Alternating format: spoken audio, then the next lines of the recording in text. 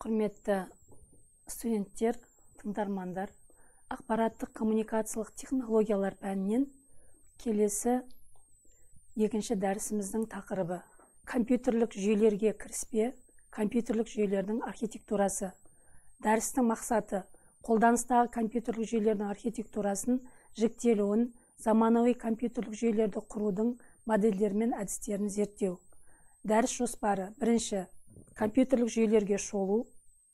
Екінші, компьютерлік жүйелердің эволюциясы. Үшінші, компьютерлік жүйелердің архитектурасы мен компоненттері. Төртінші, компьютерлік жүйелерді қолдану. Бесінші, деректердің компьютерлік жүйелерде бейнеленуі. Компьютерлік жүйелерге шолу. Компьютерлік жүйелердің түсінігі және жіктелуі. Компьютерлік жүйе бұл жүйелік және қолданбалы бағдарламалық жасақтамасы орнатылған тура компьютердің өзі. Сонымен қатар компьютерлік жүйені алыс қашықтыққа ақпарат беру процесіне қатысатын құрылғылар жиынтығы деп атауға болады. Мұндай жүйені компьютерлік желі деп те атайды. Егер бір құрылғы компьютер сияқты компьютерлік жүйе туралы айтатын болсақ, онда мұндай жүйені есептеу жүйесі деп атаған жөн. Егер компьютерлік жүйе құрылғылар жиынтығы ретінде қарастырылса, онда олар ерекшеленеді. Жергілікті компьютер желі ғимарат, кеңсе, кабинет ішінде орналасуымен шектелген компьютерлер жиынтығы ретінде. Ғаламдық компьютерлік желі, онда компьютерлер бір-бірінен алшақ орналасқан және деректерді берудің сымды немесе сымсыз әдісімен байланысады. Көрсетілген түрлерден басқа компьютерлік желілерді жүктеу үшін келесі сипаттамаларды ерекшелеуге болады. Технология түрі бойынша желідегі компьютерлік жүйелердің физикалық орналасуын және олардың арасындағы байланыстарды көрсететін желінің жалпы схемасы. Архитектура түрі бойынша желі функцияларын анықтауға және деректерді бөлісуге және өңдеуге арналған есептеу жүйелерінің әртүрлі модельдерінің стандарттарын белгілеуге арналған байланыс сипаттамалары. Қолданылатын хаттаманың түрі бойынша хаттама компьютер желіде байланыстырады, пайдаланатын сигналдар мен жолдардың бағыттарының жалпы жиынтығын анықтайды. Компьютерлердің жіктелуі. Мұнда жалпыланған параметр бойынша жіктеу қарастырылады. Мұнда әртүрлі дәрежеде бірнеше сипаттамалық белгілер ескеріледі. Ақпаратты өңдеу жүйесіндегі компьютерлердің мақсаты мен рөлі, адам мен компьютердің өзара әрекеттесу шарттары, компьютерлердің өлшемдері, компьютердің ресурстық мүмкіндіктері. Көрсетілген параметрлерді ескере отырып, компьютерлердің келесі жіктелуі ұсынылады. Барлық компьютерлер үлкен және шағын болып бөлінеді. Үлкен компьютерлер класы үлкен есептеу қуаты бар және бір уақытта бірнеше пайдаланушыларға қызмет көрсетуге арналған жүйелерден тұрады. Өз кезегінде шағын компьютерлер адамға күнделікті ақпаратпен жұмыс істеуге көмектесуге арналған. Компьютер үлкен, шағын болып бөлінеді. Үлкен компьютерлерге суперкомпьютерлер, серверлер жатады. Шағын компьютерлер дербес, портативті және өндірістік болып бөлінеді. Компьютердің жіктелуі. Үлкен компьютерлер түрлері. Суперкомпьютерлер ақпаратты өңдеудің мультипроцессорлық, көппроцессорлық принципіне немесе құрылымды ұйымдастырудың конвейерлік принципіне негізделген үлкен есептеу қуаты бар компьютер. Олар өнімділігінің өте жоғары, жедел және сыртқы жадыларының көлемдерінің үлкен болуымен ерекшеленеді. Әдетте мұндай машиналар бір данада шығарылады және үлкен ақпарат ағындарын жылдам талдау қажет жерлерде қолданылады. Серверлер өзіне қосылған компьютерлерге қызмет көрсететін, басқа пайдаланушыларға пайдалану үшін өз ресурстарын ұсынатын және басқа желілерге шығуды қамтамасыз ететін есептеу желілеріндегі қуатты компьютер. Көбінесе серверлер белгілі бір салада жұмыс станцияларына қызмет көрсетуге маманданған. Серверге жылдамдық пен сенімділік бойынша жоғары талаптар қойылады. Онда барлық сақталған ақпараттарды резервтеу мүмкіндігі қарастырылуы тиіс. Профилактикалық және жөндеу жұмыстары оны тоқтатпай және басқа компьютерлерді өшірмей орындалуы керек. Мақсатқа байланысты серверлердің келесі түрлерін анықтауға болады. Қосымшалар сервері, файл сервері, мұрағаттау сервері, факс сервері, пошталық сервер, басып шығару сервері, телеконференция сервері. Шағын компьютерлерге бөлінеді. Дербес, негізгі мақсатты күнделікті жұмысты орындау, ақпарат іздеу, құжаттаманың типтік формаларын құру, әртүрлі мәтіндерді дайындау және тағы басқа. Дербес компьютерлердің жалпыға қолжетімділігі мен әмбебаптығы келесі сипаттамалардың болуына байланысты қамтамасыз етіледі.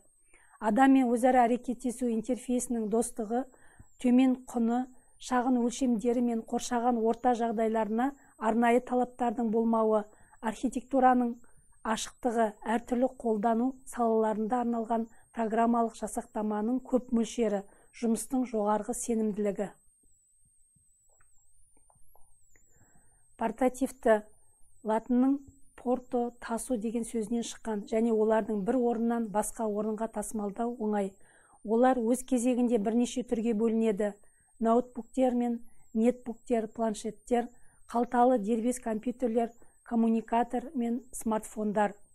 Өндірістік жағдайларда пайдалануға арналған, олар кейбір өнімдерді өңдеудің технологиялық процесіне енеді. Технологиялық желілер мен станоктарды басқаруды жүзеге асырады, ұшақтарды басқарады, пойыздарды бақылайды, жаңа приборларды, механизмдерді, құрылғыларды сынайды.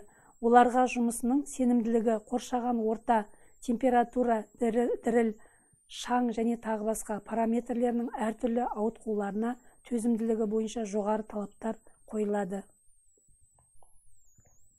Компьютерлік жүйелердің эволюциясы. Телекоммуникациялық жүйелердің пайда болуының басталуы 40-шы жылдары телеграф, телефон және радионың пайда болуы болды. Компьютерлік жүйелердің құрамдас бөлігі сәл кейінірек дами бастады. Перфокарталар пайда болды. Олар кейіннен қазіргі заманғы есептеу машиналарының негізін қалаушы болды. Перфокарта бұл картаның белгілі бір жерлерінде саңылаулардың болуы немесе болмауы түрінде ақпарат ұсынылатын картоннан жасалған ақпарат тасымалдаушы. Содан кейін осындай перфокарталармен жұмыс істеуге арналған жабдық жасалды. Есептеу машинасын жасау әрекеттері Джон Винсент Атанасов пен Клиффорд Эдвард Бериге, сондай-ақ неміс өнертапқышы Конрад Зузеге тиесілі. Бірақ қазіргі компьютерлердің атасы Джон фон Нейман және Джон Преспер Экерт пен Джон Уильям Мокле сияқты ғалымдар қатысқан. ENIAC деп аталатын компьютер электрондық сандық интегратор және компьютер болып саналады. Олар күрделілігі мен қымбаттылығына байланысты кеңінен қолданылмады, бірақ есептеу техникасының дамуына айтарлықтай үлес қосты. Әрі қарай мейнфреймдер деп аталатын дәуір келді. Бұл үлкен көлемді жадысы, қомақты ақпаратты енгізу шығару ресурстары бар үлкен жоғарғы өнімді компьютер. Мұндай компьютердегі барлық ақпарат қолмен тасымалдауды қажет ететін перфокарталарда болды. Кейде бұл көп күш пен еңбекті қажет етті. Бұл кезде компьютерлік желілер болған жоқ. Сондықтан мейнфреймге қол жеткізу қиын болды. Мұндай мәселемен күресу үшін жұмыс орнын шықпай-ақ мейнфреймге қол жеткізуге мүмкіндік беретін терминалдар құрылды. Мұндай жүйелер көп терминалды деп аталады. Осы кезеңде жасалған есептеу машиналары мен жүйелері әртекті сипатта болды. Әр түрлі архитектурасы мен операциялық жүйелері болды. Барлық компьютерлік жүйелерді стандарттау үшін ресурстарды тиімді пайдалануды қамтамасыз ететін алғашқы ARPANET ғаламдық желісі құрылды. Бұл желі ақпаратты беру үшін телефон желілерін пайдаланады. Әрі қарай бұл технология X25 деп аталды және телефон желілерінде деректерді беру хаттамасы ретінде стандартталды. Телефон желілерін тарату ортасы ретінде жиі пайдалану сандық дауыс беруге көшуге қызмет етті. Осы кезеңде дербес компьютерлер пайда болады және олардың санының өсуі жергілікті масштабтағы желілер мен олардың арасындағы түйіндестіру құрылғыларының құрылуына әкеледі. Жаңа кезең жергілікті желілерді құру және желілік технологияларды стандарттау болып табылады. Ethernet 1980 жылы, Token Ring 1984 жылы, FDDI 1985 технологиялары пайда болды. 90 жылдары интернет желісінің және TCP/IP хаттамалар стегінің пайда болуымен және дамуымен ерекшеленеді. Пайдаланушылар саны мен берілетін ақпарат көлемі өсті және онымен ресурстарға қойылатын талаптар артты. Телефон желілері талшықты оптикалық желілермен алмастырылады. Бұл үлкен көлемдегі ақпаратты жеткізуге ғана емес, сонымен қатар жоғарғы жылдамдық пен сенімділікті қамтамасыз етуге мүмкіндік береді. 5-ші буын компьютерін құру үшін әлемдік жарыс 1981 жылы басталды. Содан бері мәреге әлі ешкім жеткен жоқ. Шаршылық сантиметрде 100 деген мың элементтері бар. 5-ші буындық компьютердің элементтік бастауы өте үлкен көлемді интегралды құрылғы болып табылады. Олар түбегейлі жаңа элементтер базасына негізделеді. Олардың негізгі сапасы жоғарғы интеллектуалды деңгей болу керек. Атап айтқанда сөйлеуді, кескінді тану. Бұл компьютердің дәстүрлі фон Неймандық архитектурасынан жасанды интеллект құру міндеттерінің талаптарын ескеретін архитектураларға көшуді талап етеді. Компьютерлердің 5-ші буыны адам миының принципі бойынша құрылады, дауыспен басқарылады. Тиісінше түбегейлі жаңа технологияларды қолдану көзделеді. Компьютерлік жүйелердің архитектурасы мен компоненттері. Компьютерлік жүйелердің архитектурасы келесі компоненттерден тұрады. Есептеу және логикалық мүмкіндіктер, командалар жүйесі, мәліметтер, форматтары, операцияларды орындау алгоритмдері. Аппараттық құралдар жадты ұйымдастыру, басқару, сыртқы құрылғылар мен әрекеттерді ұйымдастыру, бағдарламалық қамтамасыз ету, операциялық жүйелер, бағдарламалау жүйелері, қолданбалы бағдарламалық қамтамасыз ету. Компьютерлік жүйелерде орталық орынды компьютер алады. Компьютер ақпаратты өңдеуге, есептеулер жүргізу және әртүрлі тапсырмаларды орындауға қабілетті бағдарламаланатын электрондық құрылғы. Компьютерлер екі негізгі түрге бөлінеді. Бірінші сандық. Сандық екілік код үлгісінде деректерді бағалау. Екінші аналогтық. Есептелетін шамалардың аналогтары болып табылатын үздіксіз өзгеретін физикалық шамаларды талдау. Қазіргі уақытта компьютер сөзі тек сандық компьютер деп түсініледі.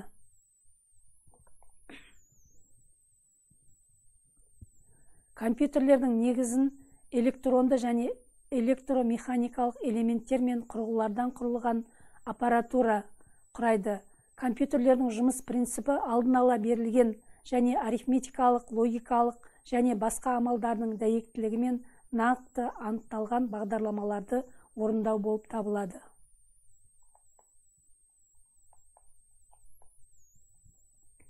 Кез келген компьютердің құрылымы жалпы логикалық принциптерге байланысты. Оның негізінде келесі негізгі құрылғылар ерекшеленеді. Қайта нөмірленген ұяшықтардан тұратын жад, басқару құрылғысы және арифметикалық логикалық құрылғы кіретін процессор, енгізу құрылғысы, шығару құрылғысы. Бұл құрылғылар ақпаратты жіберетін байланыс арналарымен қосылады.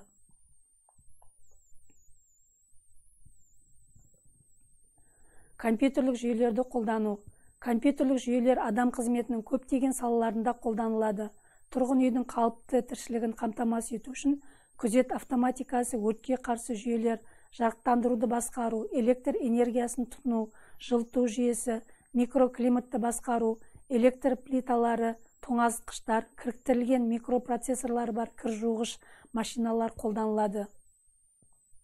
Адамдардың ақпаратты қажеттіліктерін қамтамасыз ету үшін тауарлар мен қызметтерге тапсырыс беру, оқу процесінде мәліметтер базасымен және біліммен байланысу, денсаулық туралы мәліметтер жинау, бос уақытты және ойын-сауықты қамтамасыз ету, анықтамалық ақпаратпен қамтамасыз ету, электрондық почта, телеконференциялар, интернет үшін қолданылады. Бұл компьютерлік жүйелер қолданатын барлық тізім емес.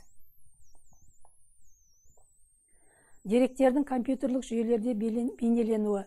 Компьютерлік жүйелер екілік санау жүйесін қолданады, яғни компьютердегі барлық сандар екілік сандар деп аталатын нөлдер мен бірліктер арқылы ұсынылады.